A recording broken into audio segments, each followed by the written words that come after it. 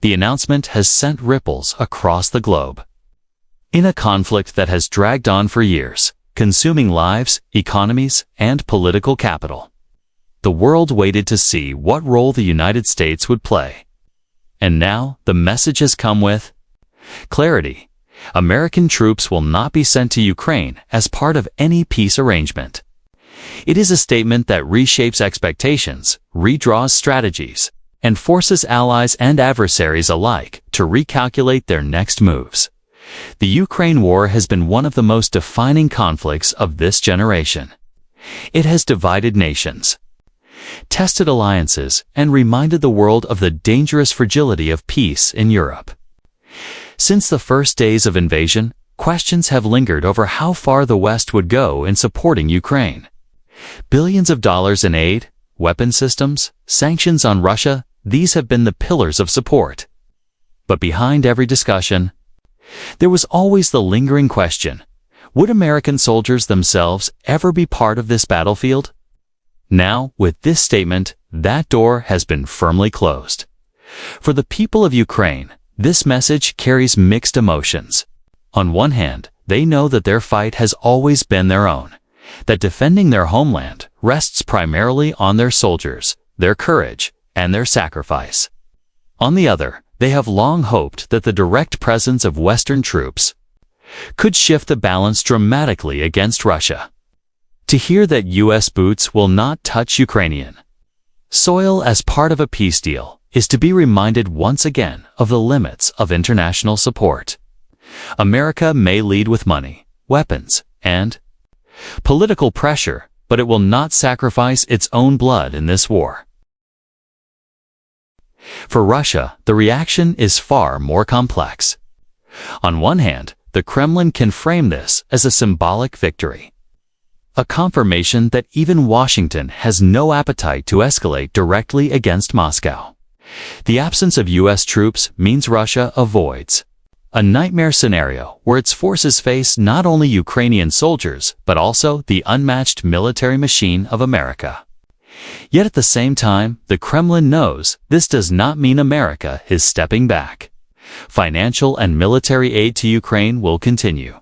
Sanctions will remain crushing, and international isolation will persist.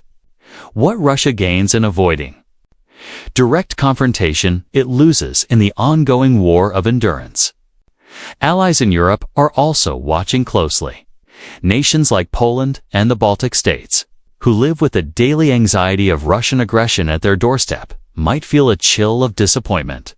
For them, the American presence in Europe has always been the ultimate guarantee of safety. If U.S. troops will not even step into Ukraine for a peace deal, what does that mean for future conflicts?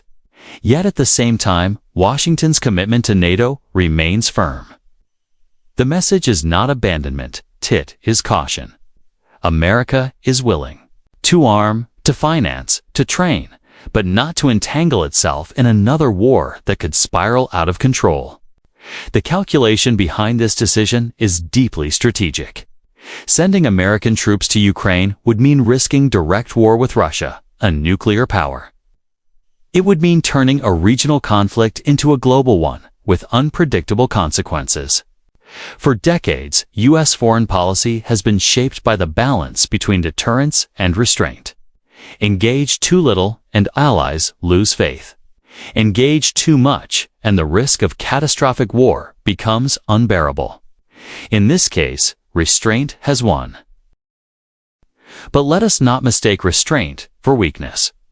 America's power lies not just in its soldiers, but in its ability to mobilize the world.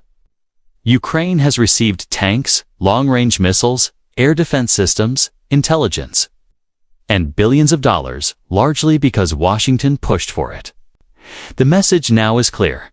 America will continue to lead the effort, but it will not be drawn into the battlefield directly. That is Ukraine's fight to carry, for the Ukrainian soldiers standing in the trenches, for the families huddled in basements as missiles rain down, for the leaders in Kyiv struggling to keep their nation alive. This announcement is both sobering and challenging. They must fight, knowing that no American soldier will join them on their soil. They must carry the burden with their own strength, relying only on the weapons and resources supplied from abroad. And yet, perhaps this reality gives them a kind of dignity reminder that Ukraine's independence must be won by Ukraine itself, not handed over by others globally. Reactions are divided. Some praise the move, saying it prevents escalation and keeps the door to diplomacy open. Others criticize it, arguing that without the credible threat of American boots on the ground, Russia has little incentive to negotiate in good faith. The debate is fierce. Does restraint encourage peace, or does it embolden aggression? The answer may not be known for years, until history writes its verdict. One thing is certain: this conflict has already changed the world. Energy markets have been reshaped, military alliances strengthened, and geopolitical rivalries sharpened. By refusing to send troops, America signals that it will contain the war but not enlarge it. It is a decision that protects its own citizens from another foreign entanglement, while leaving Ukraine to prove its resilience.